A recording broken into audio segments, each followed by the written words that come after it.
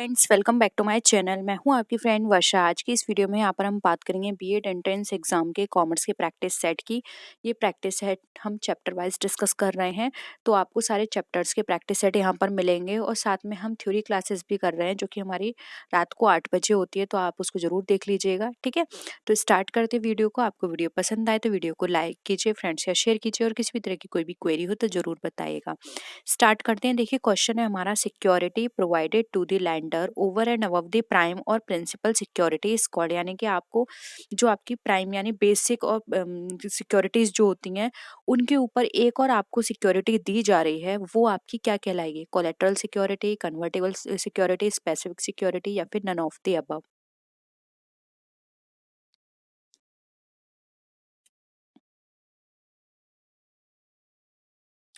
यानी कि आपको एक एक्स्ट्रा सिक्योरिटी की यहाँ पे बात की जा रही है। तो देखिए, इस तरह की सिक्योरिटीज हमारी कहलाती हैं कोलेटरल सिक्योरिटी। ठीक है, ऑप्शन ए आपका यहाँ पे राइट आंसर हो जाएगा। नेक्स्ट क्वेश्चन पर आइए। Loss on issue of debentures account is a. यानी कि आपके डिवेंचर के इशू करने पर जो लॉस हुए हैं वो आपके क्या कहलाएंगे? यानी उनका नेचर क्या है? रियल अकाउंट में जाएंगे, नॉमिनल अकाउंट, पर्सनल अकाउंट, या फिर बैंक अकाउंट? बहुत ही सिंपल है। मैंने आपको कई बार बता रखा है कि जो भी हमारे लॉस होते हैं, एक्सपेंसेस होते हैं, वो सब हमारे नॉमिनल अकाउंट में कंसिडर किए जाते हैं। ठीक है, ऑप्शन बी यहाँ पे हमारा करेक्ट आंसर हो जाएगा। नेक्स्ट क्वेश्चन पर आइए। डिस्काउंट इशू डिस्काउंट है हमारा इशू ऑफ डिवेंचर पर। तो ये रियल असेट है, करंट असेट है, फिक्स असेट है, या फिर फिक्टिशियस असेट है? बताइए।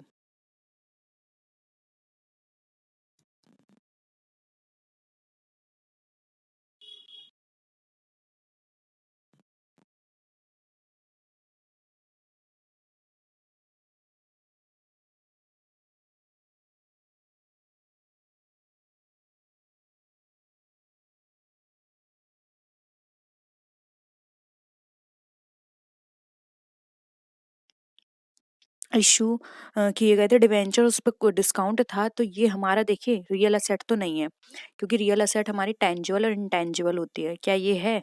बताइए। करंट असेट बिल्कुल भी नहीं है, फिक्स असेट बिल्कुल भी नहीं है, तो ये हमारी किस तरह की है? फिक्टिशियस। यानी कि ये बस क्रिएट कर दी गई है। यानी कि इसका कोई एक तरह से हम कहें तो कोई एग्जिस्टेंस नहीं है इसकी। ठीक है, तो फिक्टिशियस नेचर की है। ऑप्शन डी यहाँ पे करेक्ट हो जाएगा। नेक्स्ट क्वेश्चन पर आइए। Discount on the issue of debenture is shown on the. अब इशू ऑफ डिवेंचर पे डिस्काउंट है वो हमारा दिखाया जाता है कहाँ? Liability side of the balance sheet, asset side of the balance sheet, profit and loss account, या फिर नन ऑफ द अबव? बताइए।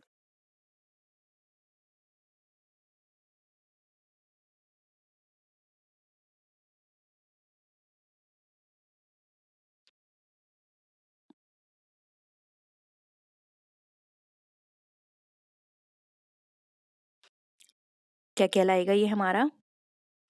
इस तरह के जो डिस्काउंट होते हैं वो हमारे एसेट साइड कहलाते हैं, क्योंकि अभी अभी मैंने बात की थी कि फिक्टिशियस एसेट का पार्ट है और ये एसेट साइड होगा। सिंपल है। ठीक है, आप एक एक कॉन्सेप्ट को अच्छे से समझेंगे ना तो सारी चीज़ें आप एक दूसरे से इंटरलिंक रहेंगी, तो आपको बहुत आसानी होगी हर चीज़ समझने में। अब देखिए, यहाँ पे जो डिवेंचर पे जो इंटरेस्ट है, डिवेंचर की इंटरेस्ट, वो हमारी किस तरह से चार्ज की जाती है? प्रॉफिट पर, एप्रोप्रिएशन ऑफ प्रॉफिट पर, बोथ ए एंड बी, या फिर नन ऑफ द अबव?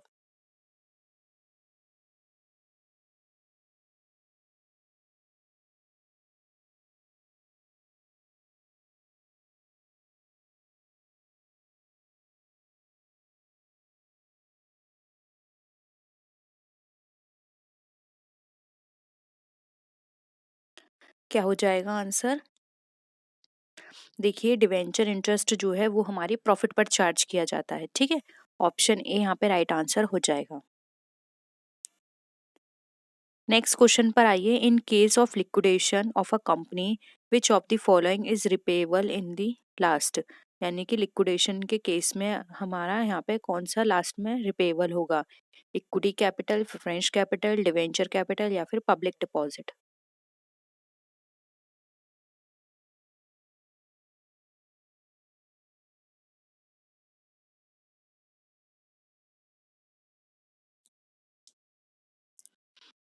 और इसके आंसर के बाद आप इसका सीरियल नंबर भी बताइए कि किसका पहले होता है और किसका बाद में होता है। सबको ऑप्शंस के अकॉर्डिंग आप सीरियल वाइज सेट करके बताइए, आपको क्या लगता है।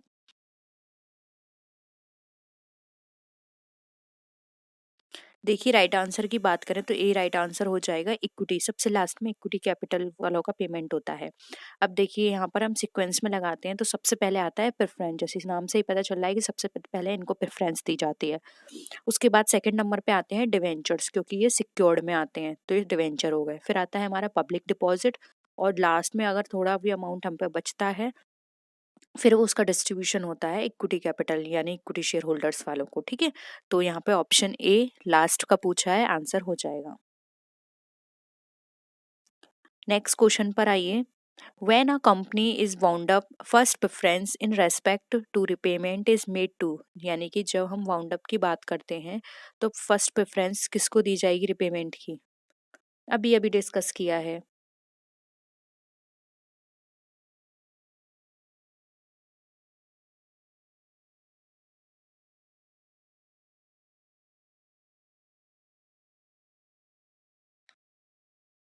देखिए यहाँ पे थोड़ा सा करेक्शन कर लीजिएगा, अभी मैंने आपको ऊपर फर्स्ट प्रेफरेंस बताया था। फर्स्ट प्रेफरेंस नहीं होगा, सबसे पहले डिवेंचर्स होल्डर्स होंगे वो, क्योंकि वो क्रेडिटर्स हैं। ठीक है, सबसे पहले डिवेंचर्स होल्डर्स होंगे, फिर प्रेफरेंस होगा, प्रेफरेंस के बाद फिर जाएगा पब्लिक, और पब्लिक के बाद जाएगा हमारा इक्विटी। तो सबसे पहले आप क्या करेंगे, यहाँ पर ऑप्शन में दिया है डिवेंचर्स होल्डर्स, लिखेंगे सबसे पहले डिवेंचर्स होल्डर्स को दिया जाएगा। ठीक है, थोड़ा सा करेक्शन कर लीजिएगा। नेक्स्ट है बोनस शेयर का मतलब क्या होता है। Issued to the directors free of cost, issued to the existing shareholders at less than the market price, issued to the existing shareholders free of cost, या फिर issued by a newly formed company। बताइए bonus shares किसको issue किए जाते हैं।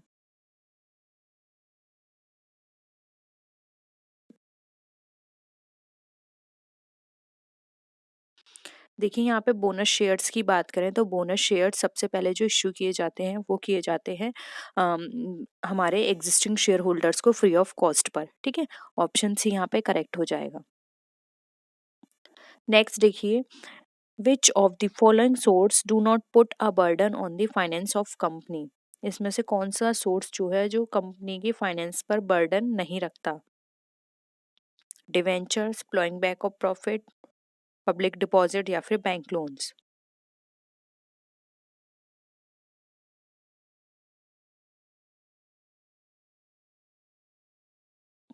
क्या हो जाएगा, सिंपल है आंसर बी।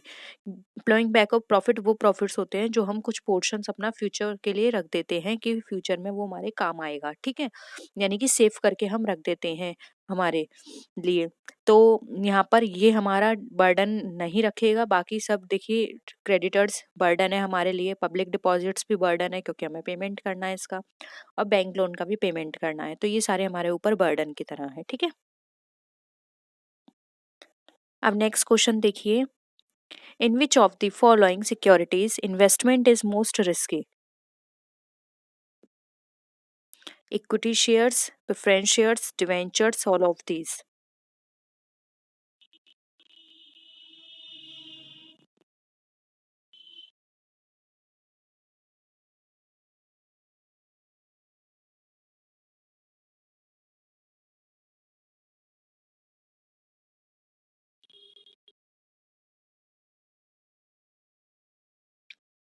क्या हो जाएगा आंसर यहाँ पर। इन्वेस्टमेंट मोर रिस्की क्यों हुआ। इक्विटी शेयर कैपिटल में इन्वेस्टमेंट हमारा मोस्ट रिस्की है, क्योंकि हमने अभी बात की थी सबसे लास्ट पेमेंट होता है, और अगर पेमेंट नहीं बचता तो इनको पेमेंट नहीं किया जाता है। ठीक है, और ऐसा भी नहीं है कि अभी पेमेंट नहीं हुआ है तो बाद में पेमेंट कर दिया जाए, ऐसा भी कुछ नहीं है। इस साल पेमेंट नहीं, प्रॉफिट नहीं बचा है तो इनका पेमेंट नहीं होगा, और नेक्स्ट ईयर के लिए इनको रोक कर भी नहीं रखा जाता। ठीक है, तो ये रिस्की होते हैं। नेक्स्ट देखिए, on which of the following a company has to pay interest even if it is occurs losses. बताइए।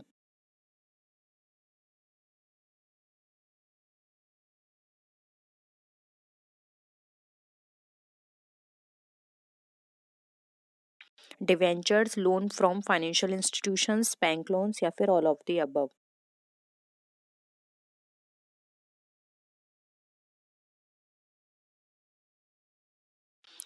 देखिए ये सारी ही चीज़ें ऐसी हैं जिसमें कंपनी को पेमेंट करना होगा, इवन वो लॉस में ही क्यों ना जा रही हो।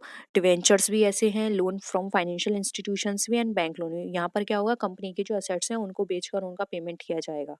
ठीक है, तो यहाँ पर all of the above right answer हो जाएगा। नेक्स्ट है, a company waiting for additional short term finance should raise through lease, issue debentures, issue of shares या फिर बैंक ड्राफ्ट। बताइए।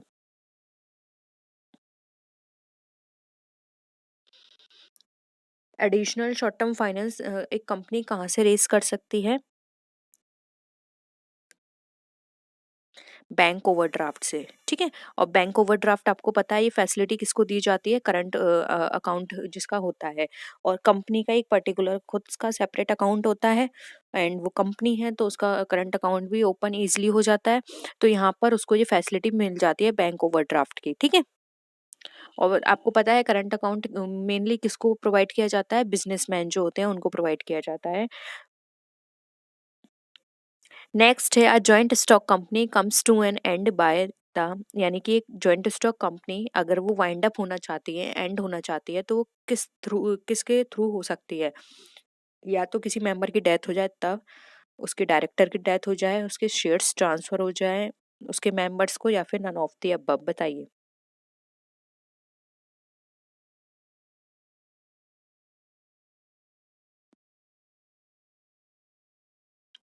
देखिए यहाँ पे कोई भी चीज़ ऐसी नहीं है जिसके थ्रू वो हम उसको एंड कर पाएँ, क्योंकि मेंबर की डेथ होती है उससे कोई फर्क नहीं पड़ता कंपनी को। डायरेक्टर की डेथ से भी कोई फर्क नहीं पड़ता, दूसरा डायरेक्टर अपॉइंट हो जाता है, और ना ही उसके ट्रांसफरेबल शेयर होने से, क्योंकि कंपनी जॉइंट स्टॉक कंपनी के शेयर जो होते हैं वो इजीली ट्रांसफर होते रहते हैं, तो इससे ये नहीं है कंपनी एंड हो जाएगी।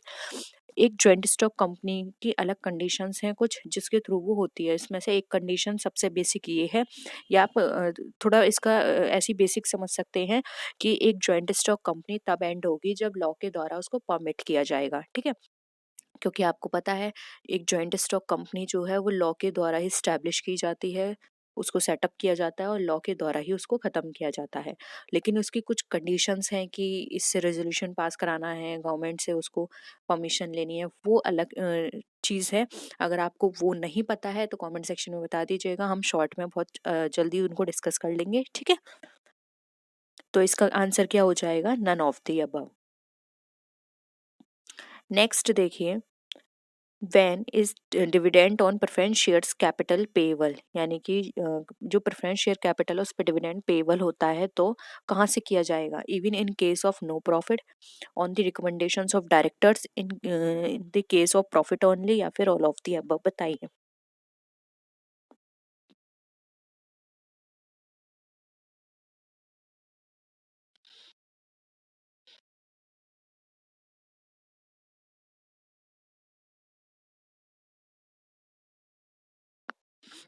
देखिए यहाँ पे राइट आंसर हो जाएगा B, on the recommendations of the directors. Director के रिकमेंडेशंस पर उसको पेमेंट किया जाता है, और हाँ, अगर कंपनी के पास प्रॉफिट्स नहीं बचते हैं तो इनका पेमेंट बाद में क्यूमुलेटिव होकर नेक्स्ट ईयर इनको दे दिया जाता है, लेकिन इनका पेमेंट इनको दिया जाएगा। ठीक है, तो ऑप्शन बी राइट आंसर हो जाएगा। नेक्स्ट है, a new company can not issue shares, यानी कि एक नई कंपनी जो हाल ही में स्टैब्लिश हुई है, आप ऐसे समझ सकते हैं, तो वो अपने जो शेयर्स हैं किस पर इशू नहीं कर सकती? At discount, at premium, both A and B, या फिर एट पार। बताइए। बहुत ही सिंपल है, आपने कई बार पढ़ा होगा कि एक न्यू कंपनी को क्या रिस्ट्रिक्शंस होती हैं कि सबसे पहले वो इस तरह के शेयर्स इशू नहीं कर सकती। राइट आंसर क्या हो जाएगा? ए, एक कंपनी स्टैब्लिश होने से 1 साल तक वो डिस्काउंट पर अपने शेयर्स इशू नहीं कर सकती है। ठीक है, तो ए राइट आंसर यहाँ पर हो जाएगा आपका। नेक्स्ट क्वेश्चन पर आइए, generally a company can not allow discount on it shares, यानी कि एक कंपनी डिस्काउंट अलाउ नहीं करती more than 10%, more than 15%, more than 20%, या फिर ऑल ऑफ द अबव। बताइए कितना परसेंट से ज़्यादा कंपनी अलाउ नहीं कर सकती डिस्काउंट?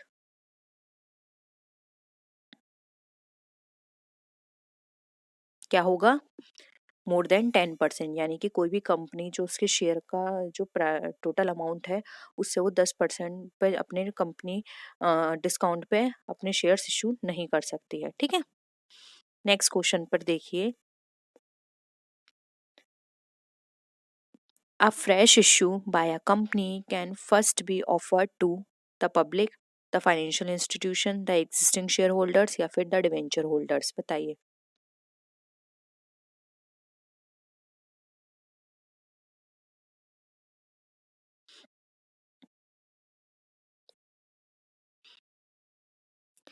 क्या लगता है आंसर?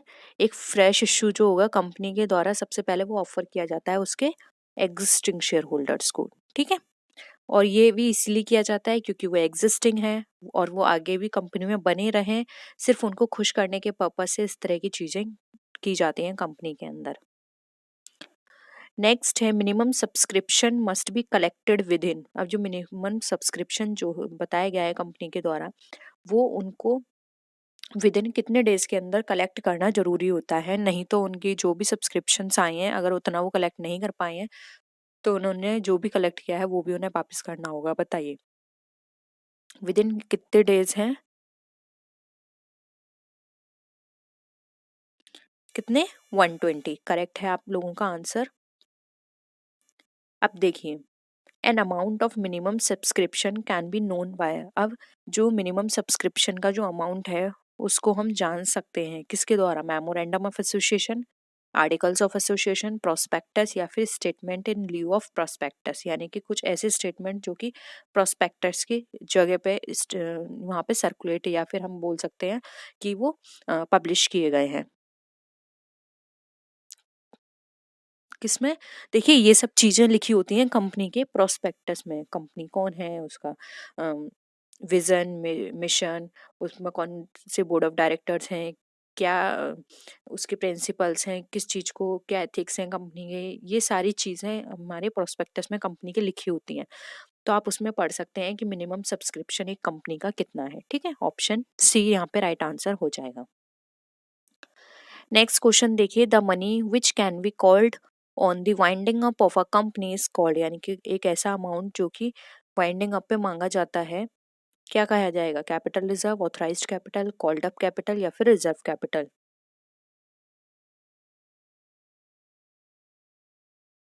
मैंने ये कॉन्सेप्ट भी आपको बता रखा है कि हम पहले ही जो हमारी ऑथराइज्ड कैपिटल होती है उसका कुछ पोर्शन अपने लास्ट तक बचा के रखते हैं वाइंडिंग अप के टाइम पर, कि वाइंडिंग अप पर हम उसको मांगेंगे। तो वाइंडिंग अप पर जो अमाउंट मांगा जाता है या कैपिटल मांगी जाती है उसको बोलते हैं हम रिजर्व कैपिटल। ठीक है, तो ऑप्शन डी यहाँ पे रिजर्व कैपिटल राइट आंसर हो जाएगा। क्लियर है सबको यहाँ तक सारे क्वेश्चंस? किसी भी क्वेश्चन में डाउट है तो प्लीज जरूर बता दीजिएगा, हम उसको अच्छे से और डिस्कस कर लेंगे। अब देखिए, it is not mandatory to create, ये मैंडेटरी नहीं है क्रिएट करना। क्या? Capital reserve, reserve capital, both A and B या फिर नन ऑफ दीज? बताइए क्या होगा आंसर।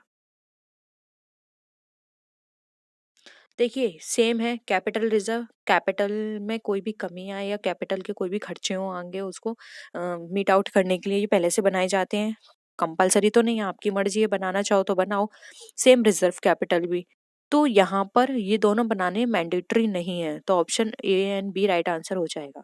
एक क्वेश्चन आपके होमवर्क के लिए है, कैपिटल रिजर्व और रिजर्व कैपिटल दोनों को नीचे कमेंट सेक्शन में बताओ कि दोनों में क्या डिफरेंस है। कैपिटल रिजर्व क्या होता है और रिजर्व कैपिटल क्या होती है। ठीक है, नेक्स्ट है, a debenture of ₹100 is issued for ₹105, the premium of ₹5 will be credited in. अब जो 100 रुपए के शेयर डिवेंचर्स थे 105 पे हमने इशू किया, यानी कि जो ₹5 एक्स्ट्रा हैं वो क्या है? प्रीमियम के हैं, तो वो किस में क्रेडिट किए जाएंगे? Debentures account, debentures premium account, securities account या फिर नन ऑफ दी अबव? बताइए किस में है किए जाएंगे ये। देखिए 5 प्रीमियम का अमाउंट है तो ये डिवेंचर प्रीमियम अकाउंट में जाएगा। ठीक है, और डेबिट किस में होंगे ये भी कमेंट सेक्शन में बताओ, डेबिट किस अकाउंट से होंगे। देखिए इस तरह से होमवर्क से आपको क्या होगा, नहीं पता होगा तो आप सर्च करेंगे तो इससे आपकी नॉलेज भी बढ़ेगी। तो प्लीज कमेंट सेक्शन में गलत हो चाहे सही हो आपका आंसर जो भी आपको लगता है कमेंट सेक्शन में बताना, मैं सबका चेक करूंगी। नेक्स्ट देखिए, when debentures are issued as collateral security debenture suspense account is debited, credited, both A and B, या फिर नन ऑफ दीज। बताइए, जब हम डिवेंचर्स को कोलेट्रल सिक्योरिटीज की तरह इश्यू करते हैं, डिवेंचर सस्पेंस अकाउंट हमारा क्या हो जाएगा? ये हो जाएगा हमारा डेबिट। ओके, नेक्स्ट देखिए, discount on issue of debenture is a capital profit, capital loss, revenue loss, या फिर नन ऑफ दीज। डिवेंचर्स क्या है पहले ये बताइए। डिवेंचर्स आपके लिए कैपिटल है, ठीक है, और डिवेंचर के इश्यू पर डिस्काउंट हुआ है, तो ये ऑब्वियसली आपका कैपिटल लॉस ही होगा। बी राइट आंसर है, सिंपल। नेक्स्ट देखिए, no interest is payable on. अब इंटरेस्ट हमारी पेबल नहीं होती, किस पर? डिवेंचर्स पर, रिडीमेबल डिवेंचर्स, कन्वर्टेबल डिवेंचर्स, या फिर debentures issued at collateral security. बताइए, किस पर हम इंटरेस्ट को पे नहीं करते हैं? देखिए, ऐसे डिवेंचर्स जो हमारी कोलेट्रल सिक्योरिटी की तरह हम इशू कर देते हैं, उन पर हम किसी भी तरह का कोई भी इंटरेस्ट पे नहीं करते हैं, ठीक है। जी, यहाँ पर क्या हो जाएगा? राइट आंसर हो जाएगा। ओके, तो ये थे हमारे क्वेश्चंस शेयर्स एंड डिवेंचर्स के ऊपर। होप यहाँ पर शेयर डिवेंचर्स का कॉन्सेप्ट आपको क्लियर है। किसी भी टर्म में आपको लगता है कि ये हमें नहीं पता, रिडीमेबल डिवेंचर्स नहीं पता, रिडीमेबल शेयर्स नहीं पता, प्रेफरेंस शेयर्स नहीं पता, या फिर आपको शेयर कैपिटल, शेयर प्रीमियम, किसी भी टॉपिक पे आपको लगता है कोई भी डाउट, नीचे कमेंट सेक्शन में बताइएगा, हम उसको बहुत जल्दी से डिस्कस कर लेंगे। लेकिन हर चीज़ अपने माइंड में क्लियर रखिए, ठीक है। एग्जाम तक ऐसा ना हो कि आपको ये नहीं आता, ये नहीं आता, हर चीज़ आपकी क्लियर होगी तो आप इजीली एग्जाम को क्लियर कर लेंगे, ठीक है। तो नीचे कमेंट सेक्शन में बताइएगा आज की क्लास आपको कैसी लगी, आपके आज के क्वेश्चन आपको कैसे लगे।